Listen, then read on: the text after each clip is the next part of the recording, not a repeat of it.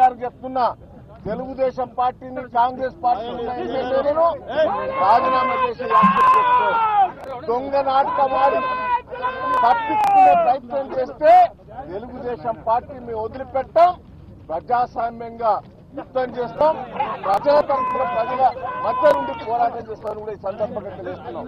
Governor గారు కూడా last warning ఇస్తున్నాం, మీరు రాజీనామా యాక్సెప్ట్ మంత్రివర్గం నుంచి పట్టణ చేయకపోతే ఛాలెంజ్ చేస్తున్నాం.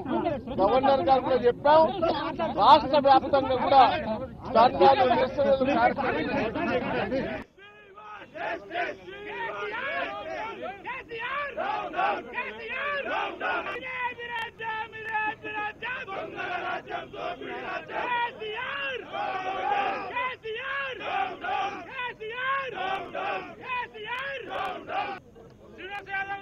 రాజీనామా వ్యవహారంపై మంత్రి తలసాని స్పందించారు.